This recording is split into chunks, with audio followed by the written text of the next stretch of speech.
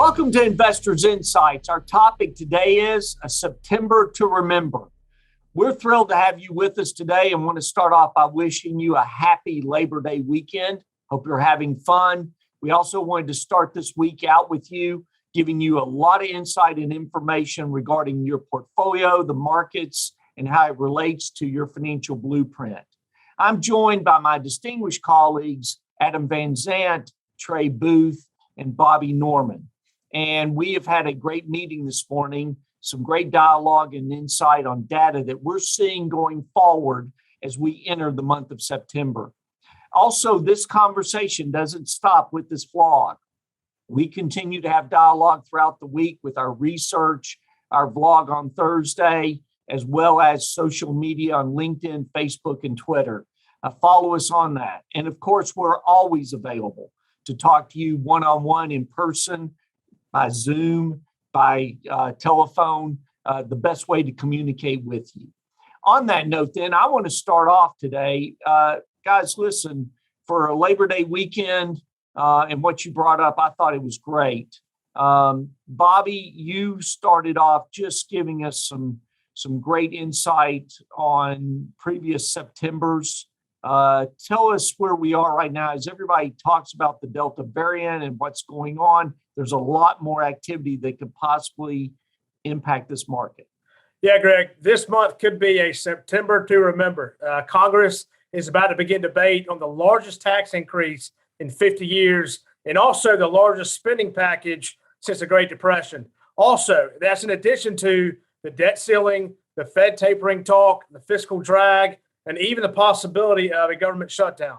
So the market has a lot of fiscal policy noise to manage coming out of DC in the next few weeks. So what we want to do is we took a look at the market performance of 2013 because there are a lot of similarities. So if you see this chart, 2013 and this year look pretty similar in terms of year-to-date performance through August. But in 2013, we saw volatility start to spike in September due to some of the same type of fiscal uncertainties that are expected to be raised this September. And I point this out to show that even with the volatility spike in September, the market in 2013 finished higher than where it started in August.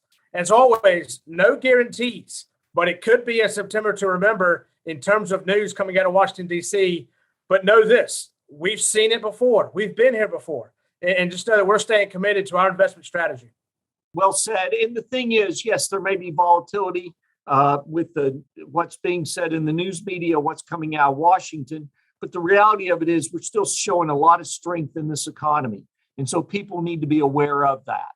And then Trey, talking about the economy and prices and commodities, you tied in with what Bobby was saying on his information about some things that we need to focus on. So keep talking about that. An interesting survey came out of the Dallas Federal Reserve Board about the supply chain impact on revenue. And so this is a survey you can see on this chart where it compares the survey results of July of 2020 versus the survey results of August of 2021. And you can see back in July of 2020, the biggest concern for companies in terms of their impact on revenue was weakness in demand. The reverse is the case now. The number one concern is weakness in supply.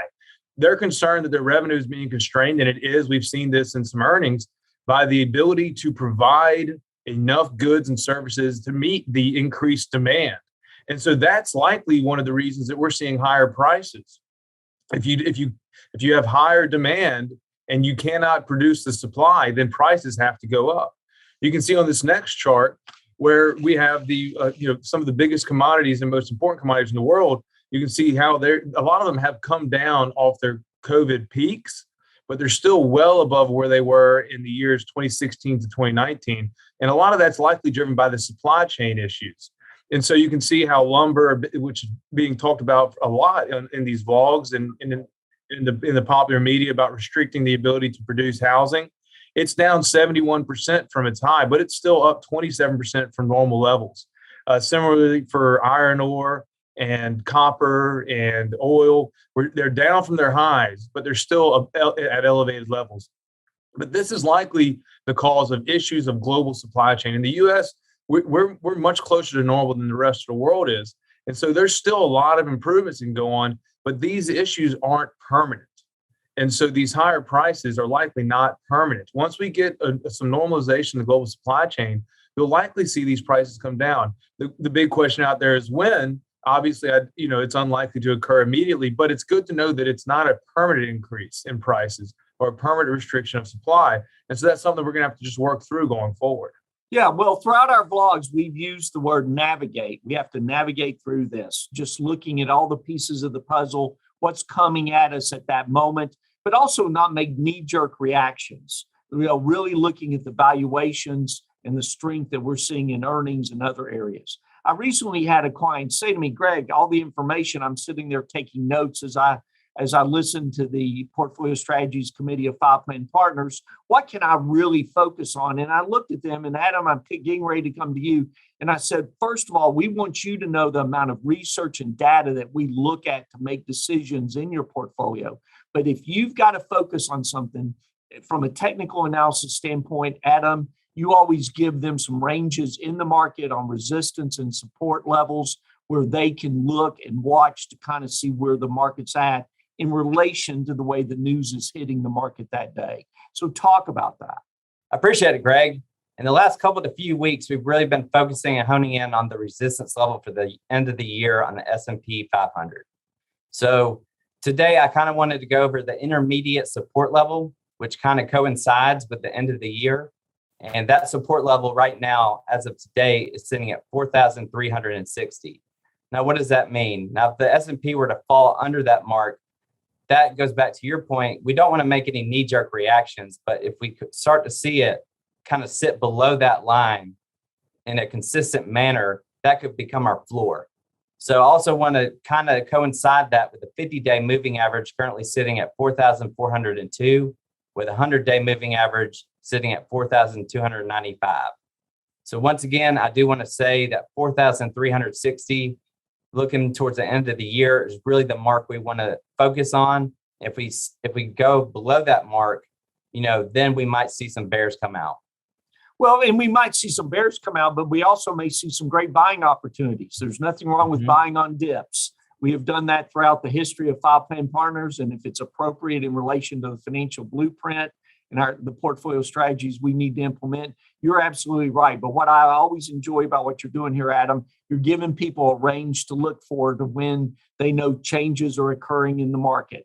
And it doesn't mean it's permanent either. So, with that, folks, we hope, as I said earlier in this vlog, that you're having a great Labor Day weekend.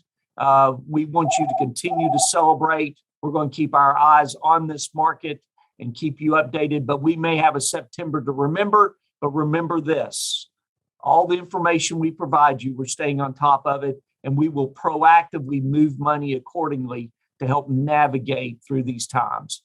Have a great week. Keep the celebration going. Thanks for joining us.